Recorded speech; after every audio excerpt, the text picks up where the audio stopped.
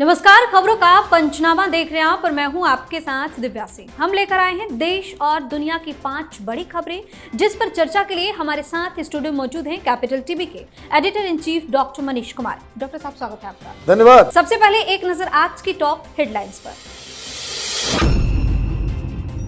उत्तराखंड के रुद्रपुर में पीएम मोदी ने की रैली, देवभूमि को नमन कर तीसरे टर्म का बताया प्लान, बोले अभी तो बस ये ट्रेलर है।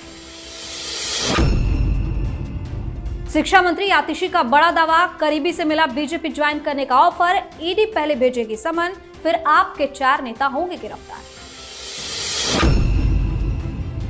आप नेता संजय सिंह को सुप्रीम कोर्ट से मिली जमानत, 6 महीने बाद आएंगे जेल से बाहर। सुप्रीम कोर्ट ने कहा जमानत की शर्तें ट्रायल कोर्ट तय करे। कच्चा थेऊ पर छिड़ा सियासी संग्राम, पीएम मोदी ने कांग्रेस पर साधा निशाना, तो खड़गे बोले 10 साल में वापस क्यों नहीं लिया। बाबा रामदेव खुद पहुंचे अदालत, भ्रामक विज्ञापन पर सुप्रीम कोर्ट से मांगी माफी, सुप्रीम कोर्ट की चेतावनी, देश सेवा का बहाना मत बनाओ। सबसे पहली खबर में बात पीएम मोदी की। प्रधानमंत्री नरेंद्र मोदी ने उत्तराखंड के रुद्रपुर में लोकसभा चुनाव के तहत रैली करते हुए शंखनाद किया। पीएम ने कहा कि मोदी की गारंटी यानी कि गारंटी के भी पूरा होने की गारंटी, यह दशक उत्तराखंड का दशक होने वाला है। उन्होंने देवभूमि को नमन करते हुए अपने तीसरे टर्म का एक्शन प्लान भी बता दिया। उन्होंने बिजली से लेकर सोलर पैनल तक की स्कीम का जिक्र करते हुए इसके फायदे भी गिना डाले। पीएम ने कहा कि आप भी सोचते होंगे कि आखिर ये मोदी थकता क्यों नहीं। मोदी मौज नहीं बल्कि मेहनत करने के लिए पैदा हुआ है। ये 10 साल में जो विकास हुआ है ना, वो सिर्फ ट्रेलर है, अभी तो बहुत कुछ करना बाकी है। पीएम मोदी ने आज कह दिया है कि ये सिर्फ अभी ट्रेलर है। देखिए, प्रधानमंत्री मोदी ने कह दिया कि मैं मेहनत करने वाला व्यक्ति हूं और राहुल गांधी और बाकी लीडर जो है वो मौज मस्ती करने वाले व्यक्ति हैं। सीधा सीधा संवाद, लोगों के दिमाग को असर डालने वाला भाषण, क्योंकि लोग तो तुलना करेंगे मोदी को पीएम बनाना है या किसी और को बनाना है, तो प्रधानमंत्री पहले ही उसको मापदंड देते हैं कि उधर जो मौज मस्ती करने वाले लोग हैं वो पार्टी क्लब उनको ज्यादा इंपॉर्टेंट है। लेकिन मैं तो अभी बस ट्रेलर दिखाया हूं। क्या फर्क है अच्छे और बुरे लीडर में? आज प्रधानमंत्री मोदी ने उसका एक डेमोन्स्ट्रेशन दिया। एक दिल्ली में भी है, एक राहुल गांधी भी है। ये फ्री वो फ्री, ये फ्री वो फ्री, सारा कुछ कर रहे हो। प्रधानमंत्री ने भी कहा कि बिजली तुम्हारा फ्री कर देंगे, लेकिन अच्छे लीडर की निशानी क्या होती है?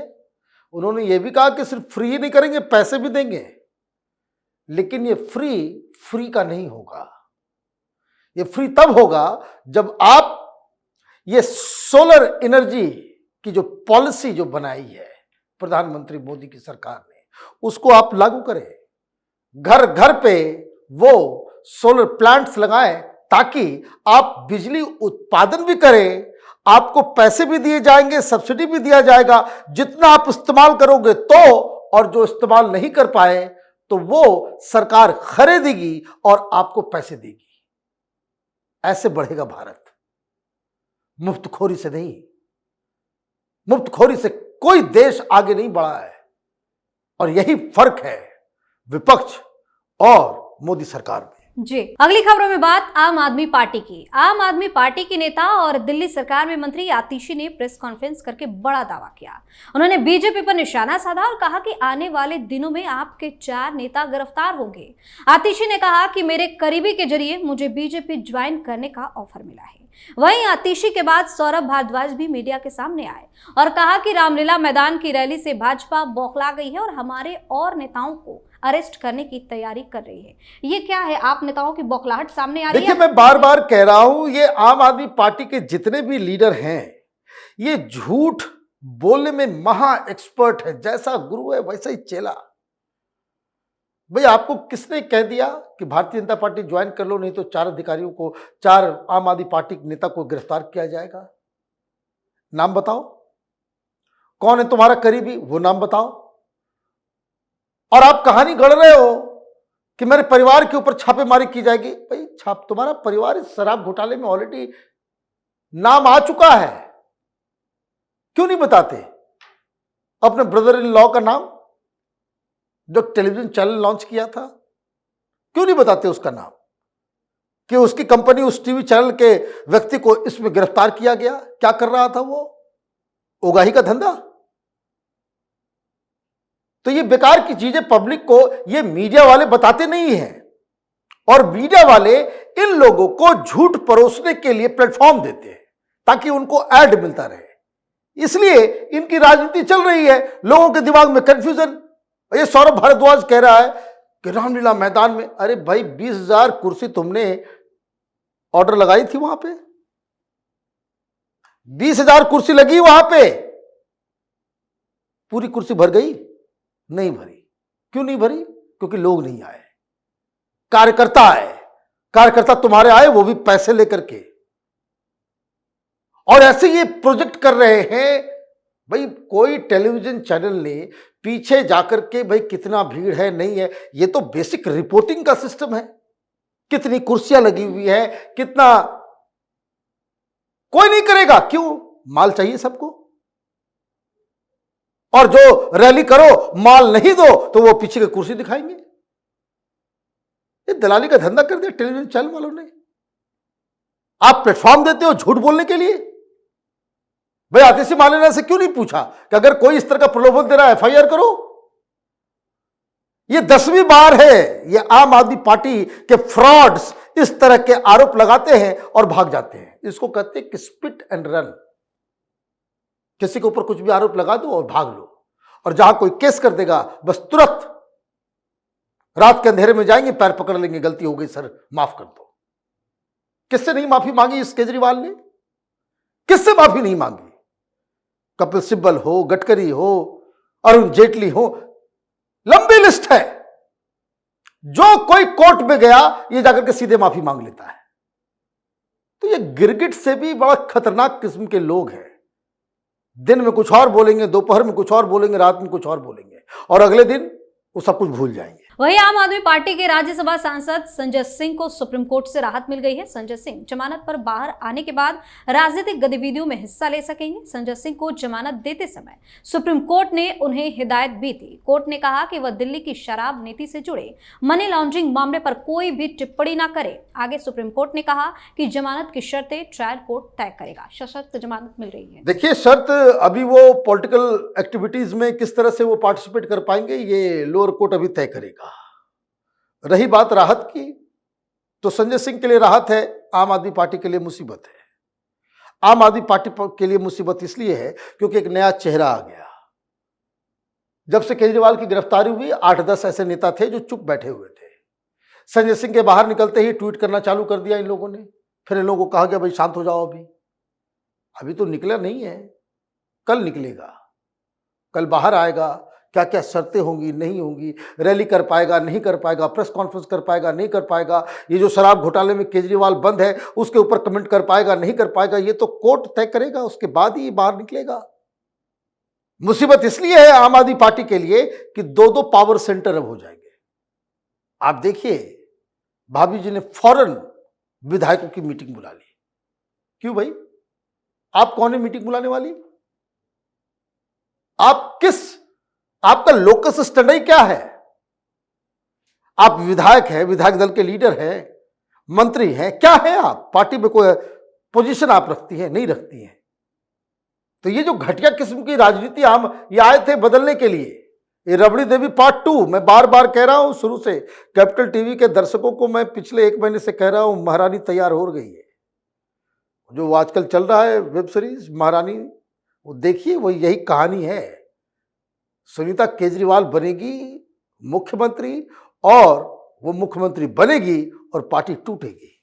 जी, और अब बात कच्चा थीवू की। प्रधानमंत्री नरेंद्र मोदी ने कच्चा थीवू आइलैंड के मुद्दे पर कांग्रेस पर निशाना साधा और आरोप लगाया कि उसकी सरकार में मां भारती का एक अंग काट दिया गया।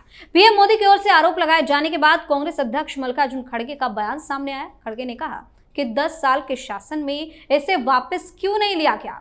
साथ ही पिछले कुछ वर्षों में भारतीय क्षेत्र में चीन की घुसपैठ और बढ़ती जुझारूपन पर पीएम मोदी से सवाल भी किया। अब खड़गे सामने आए हैं और कह रहे हैं कि 10 साल से कहां थे। भाई 10 साल से क्या थे? तुम पाप किए जाओ, तुम गंदगी फैलाते जाओ, तुम मिस्टेक पे मिस्टेक करके देश को जो है गर्त में डालते जाओ। और वहां से तुम निकल जाओ तो कोई दूसरा आए तो उसके बारे में सिर्फ वो बात करे तो तुम बोलो भाई तुम साफ करो। तुम्हारी गंदगी साफ करने के लिए बाकी लोग बचे हुए हैं क्या? अजीब तर्क है इनका। भाई आपने दिया ही क्यों? देते तो कम से कम उसको एक न्यूट्रल टेरिटरी रखते। आपने उसे सौंप दिया, क्या सोच के सौंपा? ये तो स्टेटमेंट है कि वहां कुछ नहीं होता, वहां बेकार है। जिस नेहरू ने चाइनीज वॉर के दौरान असम को लिटरली उनके हवाले कर दिया, आपके चक्कर में चाइना अंदर घुस रहा है। भाई ये कांग्रेसी जवाहरलाल नेहरू और इंदिरा गांधी की वजह से 62,000 स्क्वायर किलोमीटर चाइनीज पोजीशन में है, और कोई सवाल करेगा तो आपने क्या किया? भाई सब कुछ यही इन्हीं को करना था, तो फिर आप 60-70 साल में इतनी गंदगी क्यों मचा रहे थे? दरअसल दिक्कत क्या है, गांधी परिवार में कभी भी कोई इस तरह का देश प्रेम रहा नहीं। 100 बात की एक बात यही है, इन लोगों को लगता है कि इनके घर की बपौती है, जो फैसला कर दिया वो कर दिया, वो इलीगल है। इंदिरा गांधी ने दे दिया तो उसके बाद संविधान में कोई बदलाव हुआ क्या? क्या तमिलनाडु की असेंबली ने इसे पास किया क्या? ऐसा लग रहा है कि गांधी परिवार का अपना घर का कोई सामान था, किसी को गिफ्ट कर दिया, और कोई सवाल उठा रहा है तो फिर आप उसके ऊपर उल्टा कि भाई 10 साल से आप क्या कर रहे हो, और अभी कुछ करना शुरू करेंगे तो फिर यही विरोध करना चालू कर देंगे। फिर ये कहेंगे कि भाई देखिए हमारे नेबर्स के साथ जो है मोदी सरकार के जो विदेश नीति रही है, वो हमारे जो दोस्त थे वो दुश्मन हो गए। इसलिए तो पाकिस्तान के लिए इन लोगों का दिल धड़कता है। जब आर्टिकल 370 हटाया जा रहा था तो यही अधीर रंजन चौधरी कांग्रेस पार्टी के लीडर लोकसभा के अंदर वो कह रहे कि भाई आपने ऐसा कैसे कर दिया, आप ये काम नहीं कर सकते हैं, पाकिस्तान से आपने परमिशन लिया। ये ऑन द रिकॉर्ड है, वो लोकसभा के अंदर ये अधीर रंजन चौधरी ने कहा। ये गंदी मानसिकता ये कांग्रेस पार्टी की है, जिसकी वजह से देश आज भी बहुत कुछ भुगत रहा है। आखिरी खबरों में बात बाबा रामदेव की। भ्रामक विज्ञापन के मामले में पतंजलि आयुर्वेद को सुप्रीम कोर्ट ने फटकार लगाई थी और योग गुरु रामदेव एवं कंपनी के एमडी आचार्य बालकृष्ण को पेशी पर बुलाया था, जिसके बाद रामदेव और बालकृष्ण दोनों ही शीर्ष अदालत पहुंचे। इस दौरान सुनवाई शुरू हुई तो बाबा रामदेव के वकील ने कहा कि हम ऐसे विज्ञापन के लिए माफी मांगते हैं। आपके आदेश पर खुद योग गुरु रामदेव अदालत आए हैं, वह माफी मांग रहे हैं और आप उनकी माफी को रिकॉर्ड में दर्ज कर सकते हैं। आज अदालत में बाबा रामदेव ने माफी मांगी। भाई माफी मांगना ही चाहिए, आपने क्यों की ऐसी हरकत? भाई आपको अपना प्रोडक्ट बेचना है, आप बेचिए, कोई मुद्दा नहीं है। आप दूसरे विधा को नीचा दिखाएंगे, भ्रामक प्रचार करेंगे, भाई उसके लिए कोई अल्टरनेटिव है या नहीं है? देश में कोई आप अच्छा काम कर रहे हैं, योग के लिए बहुत अच्छा काम कर रहे हैं, हिंदुत्व के लिए अच्छा काम कर रहे हैं, वो अपनी जगह पे है, लेकिन उसके चक्कर में आपको ये लाइसेंस नहीं दिया जा सकता ना कि आप उल्टी पुल्टी चीजें आप जो है कभी कह दें कि भाई एड्स का इलाज हमने योग से कर दिया, हमने कैंसर का इलाज योग से कर दिया। वो बाकी ठीक है, आपकी बातचीत सब कुछ सही है, लेकिन कोर्ट कचहरी उसका एक सिस्टम भी है ना। अभी मामला खत्म नहीं हुआ है, माफी एक्सेप्टेड नहीं हुई है। माफी इसलिए एक्सेप्टेड नहीं हुई है क्योंकि आप तो पहले पहुंचे नहीं। जब ऐसा लगा कि मामला गड़बड़ हो रहा है तो फिर आप भाग के आए। तो ये जो बाबा रामदेव का कुछ एटीट्यूड भी जो रहा है ना, वो भी सही नहीं है। बाबा रामदेव के इस तरह की चीजों को डिफेंड नहीं किया जा सकता है। इसके दो कारण हैं। एक, जो पहला आप काम करते हैं धर्म के लिए, योग के लिए, वो सराहनीय है, लेकिन आपका ये जो धंधा भी जो है ना, वो थोड़ा गंदा है। ये बात एक्सेप्ट करना पड़ेगा। आप हिंदुत्व करते हैं और माल जो है वो हलाला सर्टिफिकेट भी लगा देते हैं उसमें।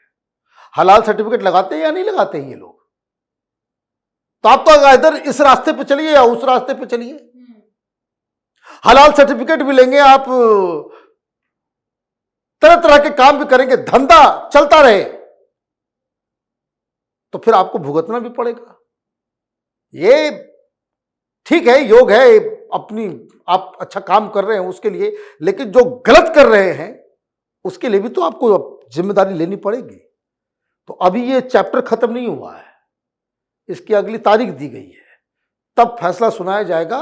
और वाकई रामदेव जी एक बड़े मुसीबत में फंसे हुए हैं। बहुत बहुत धन्यवाद सर तमाम जानकारी के लिए। धन्यवाद। खबरों का पंचनामा में आज के लिए इतना ही। देश और विदेश की बाकी खबरों और उनके सटीक एनालिसिस के लिए देखते रहिए कैपिटल टीवी। हमें लाइक कीजिए, शेयर कीजिए और हाँ, कैपिटल टीवी को सब्सक्राइब करना बिल्कुल ना भूलें। धन्यवाद।